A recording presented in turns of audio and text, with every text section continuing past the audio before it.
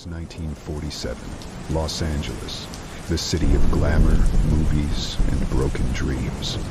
However, in that dark winter, a tragedy would overshadow the glimmer of Hollywood and leave an indelible mark on history. The victim? Elizabeth Short, a 22-year-old woman with a peculiar beauty, dark hair, and delicate features, known in Hollywood for her ambition to become an actress. Elizabeth never achieved fame, but her name would forever be remembered, not for her career, but for her brutal and mysterious death. It was the morning of January 15, 1947, when Betty Bersinger, a housewife from Los Angeles, was calmly walking with her young daughter through the Leimert Park neighborhood. The air was cool and the sun was still struggling to break through the clouds. As they walked, Betty spotted something that stopped her heart. On the edge of an empty lot, she saw a lifeless body of a woman lying in a macabre manner.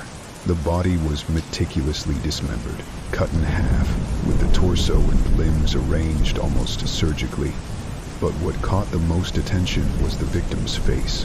The grotesque smile, the result of a deep cut to the lips, left an expression of horror etched on her face, as if, after death, the woman had been forced to smile forever.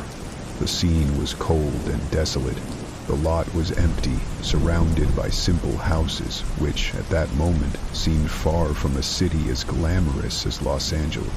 Terrified, Betty ran to the police. When the officers arrived, the scene was one of pure shock. Elizabeth Short's body was shrouded in a mystery that only deepened as the detectives began working on the case. There were no signs of sexual violence, but the precision of the mutilation and the lack of evidence of a struggle suggested that she had been immobilized in some way before the murder. As the news spread, the city of Los Angeles was engulfed in a frenzy of curiosity. Sensationalist newspapers rushed to the crime scene, and the case soon became a national obsession. The media quickly dubbed the victim the Black Dahlia, due to her pale skin and intense black hair, creating a cruelly ironic image. A young woman with a bright future, whose dreams were violently interrupted. The detectives of the Los Angeles Police Department began investigating Elizabeth Short's life, discovering that she was a young woman with a modest past. Born in Boston, she had moved to Los Angeles a few years before her death, hoping to become an actress. She worked as a waitress, but never made her mark in Hollywood. She had been involved with several men, including some powerful figures in the film industry, but no one could point to a clear motive for the murder.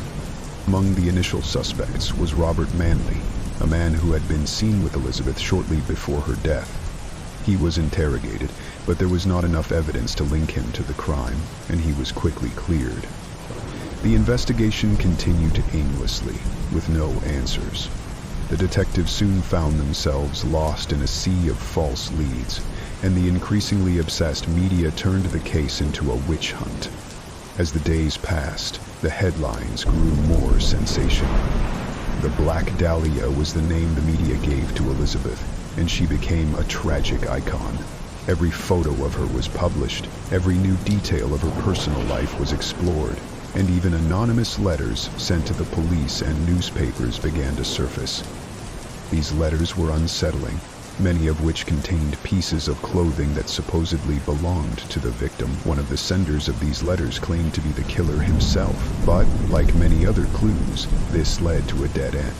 The Los Angeles police, initially optimistic, now found themselves at an impasse. The Black Dahlia was not just a murder story. It had become a collective obsession, fueled by speculation and theories. Every new detail of Elizabeth's life was revisited and rewritten by the media, while the killer remained hidden in the shadows. As the case dragged on, new theories began to emerge. Some suggested that the murder was linked to Hollywood's underworld, perhaps a jealous lover or someone with a grudge against Elizabeth. Others speculated about a possible psychopath, someone with an insane desire to cause pain and suffering. However, the murder was more than brutal. It was a work of precision, with the mutilation of the body carried out with chilling coldness. What seemed most strange was the lack of a clear motive. There was no robbery, no sexual assault, and the body was positioned in an almost ritualistic manner, as if part of some kind of message. But what message? Who could have committed such an act with no plausible explanation? To this day, the murder of Elizabeth Short has never been solved. The case remains one of Los Angeles's greatest unsolved tragedies, a mystery that challenges detectives, investigators, and logic itself.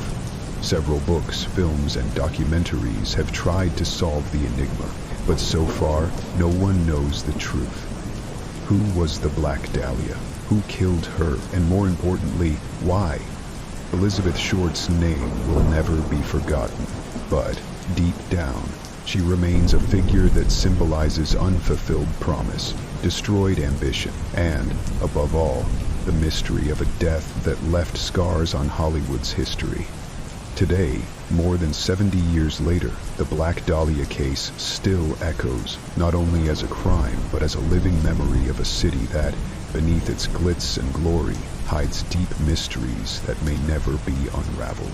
Like, share, and comment if you want more stories like this.